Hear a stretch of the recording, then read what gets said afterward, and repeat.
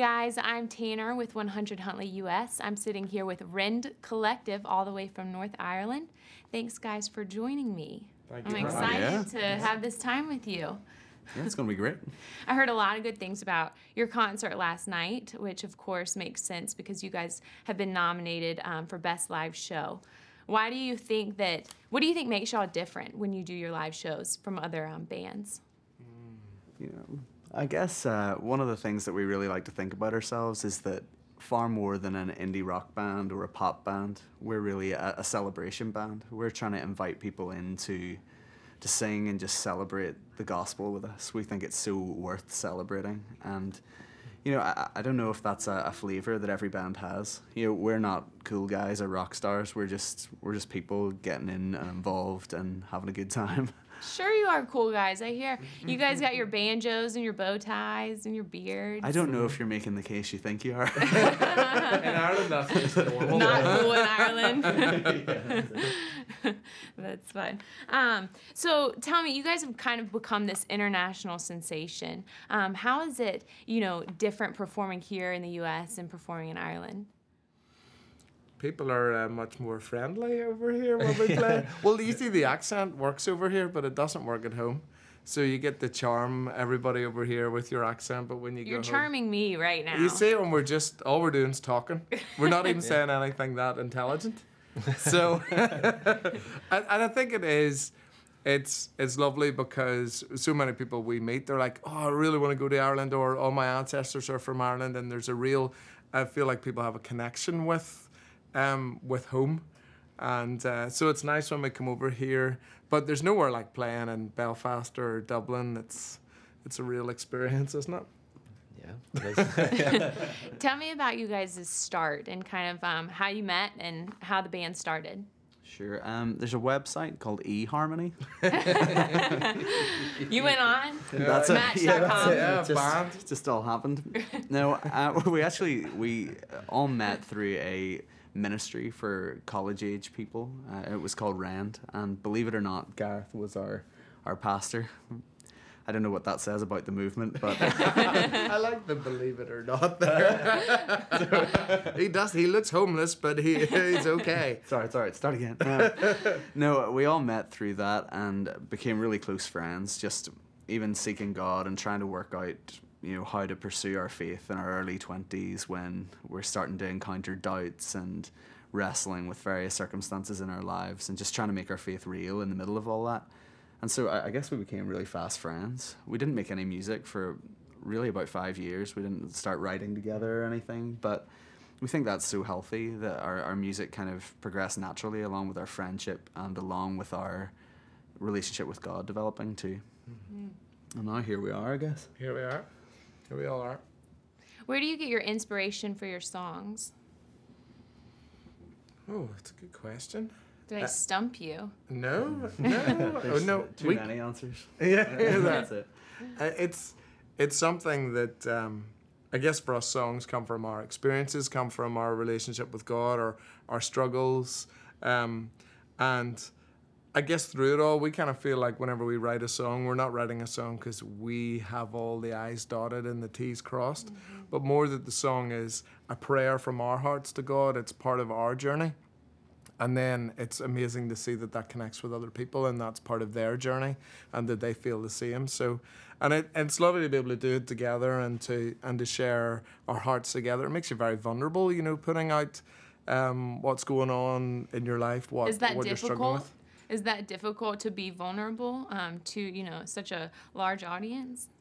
It is quite difficult. Yeah, for Irish people it is. That's it. I think Americans too, Canadians too. Yeah, it is something about the honesty. But we've learned, I mean, for us, ever since Rend started, one of our main mottos was that we wanted to live our lives vulnerable to God and to each other, and that was something that we pursued, which was not giving people a fake us, but just the whole thing, warts and all.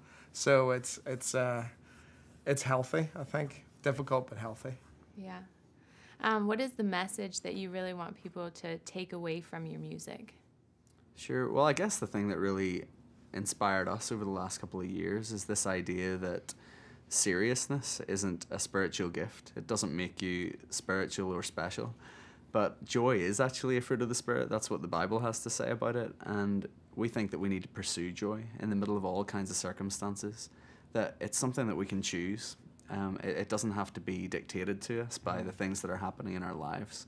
We can always find something to celebrate. And I guess we just want to leave people with that message of hope, that there's a joy that they can grab onto no matter what's going on. Well, how do you deal, though, when you kind of hit the pit? You know what I mean? When you, kind of have turmoil in your lives? You know, I feel like God really uses the humble, and he really uses the broken. And I often find, and I know that we often find that when we're in that place as individuals, that's often when we find God uses us the most, and when, like, I'm certainly most surprised by how he can use me and how he can use us and the places that he takes us. It's certainly, he uses that position rather than the time when we're feeling great and we're really happy and we think that we're awesome. But it's those times where we're broken that he chooses to use us, and I think that's what's really amazing. Have you guys as a band ever had some times where you're really broken together and you're really low? Yep, that's normally Tuesdays. I mean, it's, so a few days ago. Yeah. You're picking back up now. It's just all rolling in. Like it's coming up again, though. Tuesday. Yeah. Oh no. No. Not Tuesday again. It's funny because we have all left our families to pursue what we feel like God has given us to do, and that's one of the hardest things, whenever you're missing home and you miss what's familiar, and we've stepped out of what we knew into a whole other world of, being in America, being in Canada, being in Europe and other places in the world. It's not home. As much as we love it and we love meeting new people and we love being part of God's world, it is difficult. And so it's great to be able to, I think that's what bonds us together as a band. It makes us like a family, is that we're all in it together, that we've left our families behind, but Jesus says that whatever you leave behind, you will receive, and that whole that whole thought process of when you follow Jesus, that you may leave behind what's familiar, but you will receive, 10 times more what that is. And it's great to have such friendship that really is true and really is authentic, and that it's hard to find, in the world, even in normal life, hard to find people who have just got your back no matter what. So it's a beautiful thing as much as it's difficult. Yeah. Well, you guys have come quite a long way from, performing on your church stage together, and now you're touring. And how are you able to kind of, I guess, keep your egos in check and stay level-headed in this business? I guess it really helps that we're not that successful. That's a real advantage. We've found from a humility I hear you on the radio, so I consider that very, very successful. Again, it probably it's getting old now, but it probably comes down to that whole idea of community again. Like, none of these people are ever going to think that I'm cool. Not in a million years. No way. We've seen you in your pajamas. There's no need to really assert that. I've had enough from her. And, I think that really helps. We're grounded in each other in a lot of ways. And coming from Ireland as well, there really is no Christian music scene over there. It's not a real thing. According to the people back at home. Why do you think that is? Oh, I guess there's just no infrastructure for it. People see Christian music as just what is sung on church on a Sunday, and they don't look beyond that. There's just music, and then there's Christians, and sometimes they do music. It's just a different culture, I guess. Yeah. But all that to say, it's not a prized position whenever you're going back home. You don't go back home to a hero's welcome. It's just, you go back to your mum's house. And you go, like, we just played some shows in Belfast, which is our home city. And what was so interesting was when we first got up, I would say for the first 5 songs, everybody in the room was suspicious. They wanted to know, do you guys think you're a bigger deal now? Like, your music sounds great, but that's not what impresses us. We want to know what your hearts are. And so that's the kind of the background we've grown up in is, no matter what, we're not interested in flash or professionalism or polish, but we just want to know, are those guys still the real deal? And as soon as, you know, we talked and shared our heart, everybody's like, yeah, and then they're still all the on same board. guys, But yeah. there's that suspicion at the start of, you know, we're not interested in how good you are. We're interested in, you know, how good you are here. Well, that's really neat because that just is, you know, furthers your platform to really witness to your fans and to your audience. So that's really neat that you guys are able to stay level-headed and all of that. Do you remember the first time that you heard your song on the radio? Yes. Where were you? We were driving in the van on the way to Texas, I think, and a song called Second Chance came on. Can you reenact for me right now how you guys acted at that time? I think I was driving. And no, I want to be driving. Okay.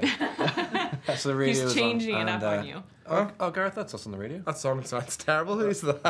Oh, it's us. Yeah, something like that. Pretty close. That's probably Awesome. pretty close. Neat. Well, good. Good luck to you guys, and we will be following you. And you know, thank you for your platform and what you're doing to share the message. Great. Thank you for having us. Yeah.